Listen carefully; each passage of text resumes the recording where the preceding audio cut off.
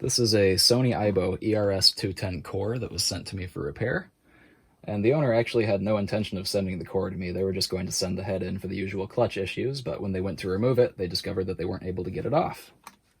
Now, underneath the battery door, this right here is the hole where you would insert a limb key to release this latch up here and allow you to slide the head forward and up and off. Now, taking a limb key and putting it into that hole, right away you can tell there's no resistance whatsoever. It doesn't feel like it's engaging with anything internal. And more importantly, that latch is not moving at all, even when you put the key in all the way.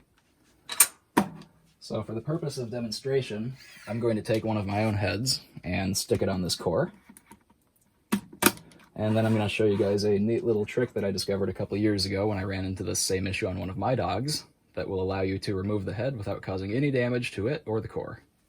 On occasion, I have seen people stick a thin knife in here to try and manually release that latch, and I've also seen people just use brute force to try and force the head off. Please don't do either of those methods. More often than not, it ends up causing a lot of damage and just makes repairs that much more difficult and expensive.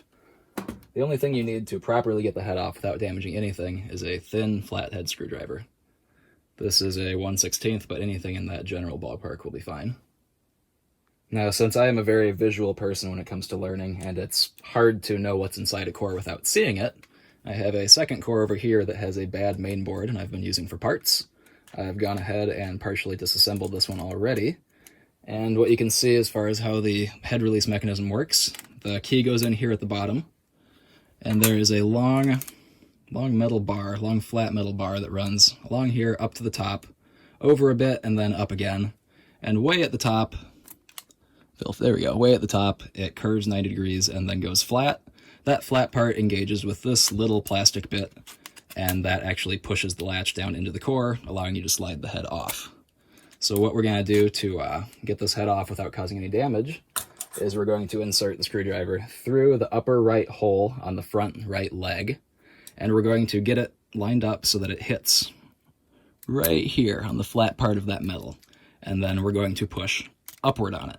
And that will manually trigger the release mechanism without causing any sort of damage.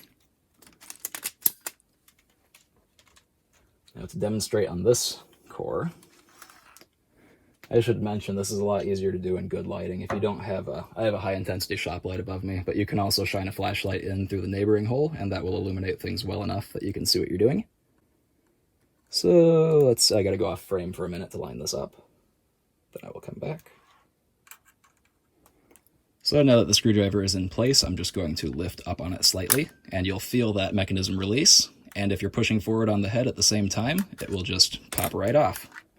And there we go. We've successfully removed a head from a core that has a bad latch, and there are absolutely no signs of entry or damage.